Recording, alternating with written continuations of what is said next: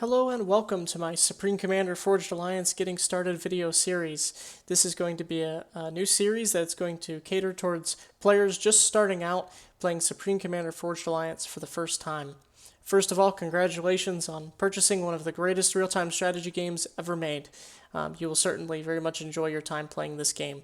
But it can have a steep learning curve for many players coming from other real-time strategy games. So this tutorial video is going to be designed and catering towards players that have a background in strategy games, but maybe they're not familiar with some of the core concepts of Supreme Commander.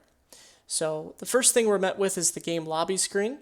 This is what happens once you boot the game up and actually get into a game lobby.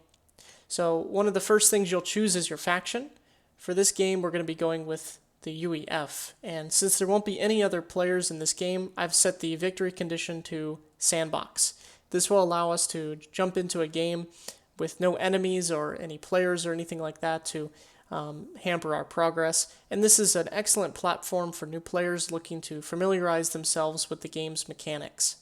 I highly recommend playing a lot of games in Sandbox, even if it's just once or twice, just to get a feel for the way the game is and different things. Maybe try building up, getting just a feel for the economy and the way the game just works in general. So we're going to go ahead and ready up and launch this game now. And the first thing that we're going to be met with once we get into the game is our commander gating in to the map. So we'll see him teleport down, nice shockwave there, and this is our commander. So this is the most important piece of our army, and if we lose him, we lose the game. So in many ways, Supreme Commander is like chess. It is an assassination win condition, and even if you destroy all of your opponent's economy, all of their units, but you haven't destroyed their commander, you have still not successfully defeated your opponent. So make sure you always keep your commander safe. In the early game, he is quite powerful. He can both build units, he can build factories and other buildings, as well as fight, and he does have a gun on him. And in the early game, he's equivalent combat power terms to about 20 Tech 1 tanks. So he's not something to be taken lightly. Late game, mid to late game, he can also begin to be upgraded with different things, such as a tech level upgrade, guns, shields, even a teleporter at the super late game. So we'll be getting into those things later. But for right now, we just want to go over the UI and some of the basics. So we'll start with these three buttons. This is the menu button. Use it to open the options, key bindings, different things like that. Diplomacy button, which isn't useful most of the time. The play pause button, as well as the upper right over here. So we have the game time. So right now we're at 1 minute 4 seconds. It shows your name. And this would also show the name of all of the players that are in the game, as well as their ratings if relevant. It also shows the map information. So we're playing on Finn's Revenge, and it is a 10 by 10 kilometer map, meaning the dimensions of the map are 10 kilometers by 10 kilometers. It also shows our unit limit. So I do have a unit limit of 1,000 units, and currently I only have one unit in play, and that is my commander. Now in the top left we have our economy screen, which is arguably the most important screen that you'll look at during your time playing Supreme Commander. This does show the mass icon here, and it shows that we have 650 mass in storage, and we're producing it at a rate of 1 per second or 1 per tick. Then we can also see the energy icon. So we're producing 20 energy per second with 4,000 in storage. So the first thing we'll want to do once we get into the game and our commander has loaded in and gated into the map is we want to do our initial opening build order. Now this is very map dependent. However, a good standard build order that you always want to follow is factory first. So I'm going to go ahead and place a factory down. And you'll notice that my commander has a yellow ring here. And this first yellow ring indicates his build range. So this is how far away I can place this factory that he can actually build it. So if I place it on top of him, he'll have to move out of the way, which causes me to lose time. Conversely, if I place it too far away, he'll have to walk closer to the factory to be able to build it. So I want to place it somewhere in this circle, but outside of his hitbox. So I'm going to place it about right here. And then he'll start building that. We'll unpause the game. And we can see that he doesn't have to walk over to the factory to begin constructing it. He can just turn and start building it. So we see that here. Now the next thing we want to build are 2 power generators. So we're going to build 1, 2, and I'm holding shift here to queue up more than one order. Now we just talked about build range. We can see that these green dots here, they're actually mass extractor or mass deposits, and upon these mass deposits we can place mass extractors. And that's the 2 main resources in this game. Power can be produced by any power production building, specifically power generators, but mass can only be produced by building mass extractors on these mass deposits. So as we can see when we zoom out, these mass deposits are very clearly identified. So we want to capture as many of these as possible and then build mass extractors on them to increase our mass income. Realistically, in a game, you'll never be limited by your power so much because you can always just build more power generators, but you will be limited by how many mass extractors you can build. So we want to build 2 mass extractors to be able to fuel this factory.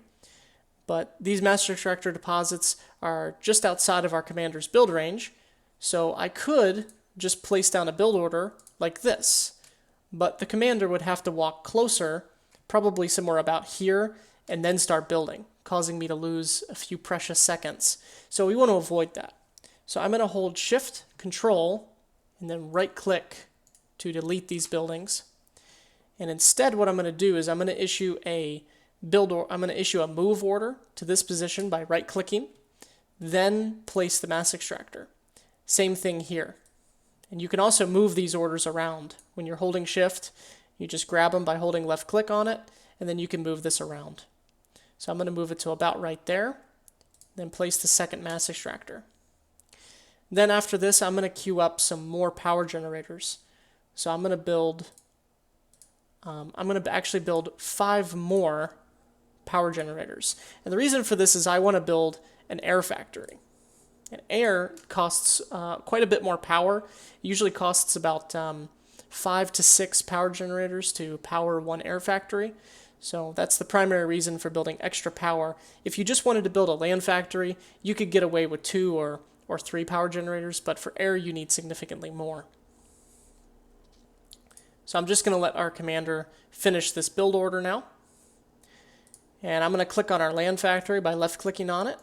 And I'm going to queue up a couple of engineers. So I'm going to queue up just 2 engineers to start with. These are your primary building unit. And these are used to build other structures, and they have access to a few more building blueprints than the commander does. They're able to build mass and energy storage as well as radar installations.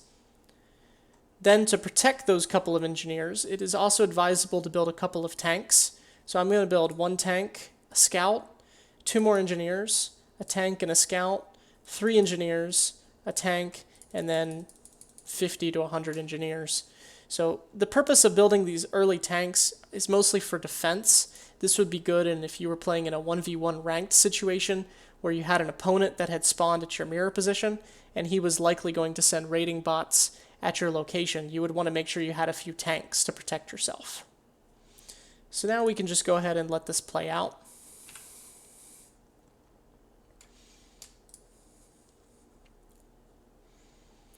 It also tells you in this building screen down here how much mass and energy these different things cost. We can see the land factory costs 240 mass and 2100 power. So we're starting to slowly deplete our resources here, but we're not going to worry about that too much because I'm going to get more engineers building mass extractors and power. And I'm also going to queue up an engineer to go down here and build this hydrocarbon. Now the hydrocarbon is a very good early game power generator. It actually produces 100 power per second for the cost of only roughly 2 power generators that only produce 20 power per second. So it produces a lot of power for very little mass, making it very mass efficient. So we see we got 2 engineers, and I told this engineer to actually assist that one. So he's going to go and help him build. And we see I've got my first tank and my first scout. So I'm going to tell the scout to assist or follow the tank. Now wherever I send this tank, the scout will follow. This is important because it gives this tank access to the extended radar coverage. So it doesn't give me vision. You can see the vision is the lighted up area here, but it gives me radar. So any units that showed up on this radar would actually be visible as little gray signatures. So it would let me know if there was any enemies incoming. So now we have 2 more engineers sitting here idle. We don't want to let them be idle. We want to actually get them expanding. So I'm going to get them to go ahead out here and start queuing up more mass extractors. Same thing with this one. I'm going to send him here and there. So this one is covered by this tank. So it's very likely that he's going to be safe. But this one isn't covered. But perfect timing. We have another tank coming out. So I'm going to send him like this. Order the scout to follow. And now this tank is going to be running coverage for this engineer. And with this radar coverage, I can see anything in this radius. So he's considered quite safe now. Now these engineers are finished with their build, so I'm going to have them go back and actually assist the commander in building this factory. But I'm going to send this engineer to reclaim. So these trees are actually reclaimable, meaning I can gather resources for them from them. The easiest way to do that is holding Alt and right-clicking. So now this engineer is going to begin reclaiming the forest. This is a good source of early game power, but it does provide a little bit of mass. So now that we have our first air factory, just came online, I'm going to queue up 1 air scout, and then 5 interceptors, and then put this on infinite repeat. This is an extremely conservative build order for an early game air factory, but it's good if you're paranoid about your enemy rushing some early bombers. Access to a scout plane is very helpful, especially in the early game, and I'm going to send him on a little patrol of this enemy area. Even though in this game we don't have any enemies, it's still always good to kind of reinforce the basics and good habits of scouting. Scouting is incredibly important and something you want to be doing constantly. Now, since our defensive tanks are still alive, we're going to go ahead and send them to the enemy side of the map. We can kind of imagine this map is divided 50-50. If our opponent was here, which of course he isn't, but if he was, we can imagine the map kind of being divided by these choke points. So because we defended this successfully, now we're going to move our units forward, and if the opportunity was there, we could actually raid our opponent's engineers, hoping to kill them before they were able to expand. We have a few more tanks here. We can send them out. And now we've noticed that we're starting to build up our mass and energy again. So ideally, we wouldn't want to let it build up this much. We would want to keep building nonstop. So what I'm actually going to do is I'm going to take 2 of these engineers, and I'm going to order them to build a long line of factories, something like that. And then I'm going to put this engineer on power duty, and he's just going to build a line of power generators. Now my commander, since we discussed that he is quite powerful, especially in the early game, we want to select him and send him to go fight on one of these fronts. Now this allows us to send the bulk of our tanks in a different direction.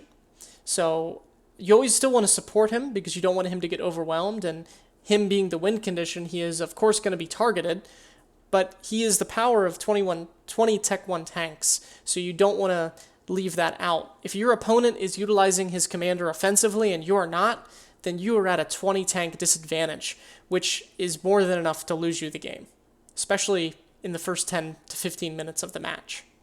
So we're going to send him out, let him build, and we're going to build a basic build order here of 5 tanks, 1 scout, and 1 mobile light artillery on infinite repeat. And then I'm going to set the rally point up here. So my commander is going this way, and my factories are going to build land units and stream them in this direction. So this is more or less the way the first 5 minutes of a Supreme Commander match would go. Your goal would be to get this done as quickly as possible, stabilize your economy, build as many factories as your economy can reasonably support, begin to move your units out, and get your commander out. Towards the later of the game, you would begin to start upgrading and teching, but we're going to talk about that in another video.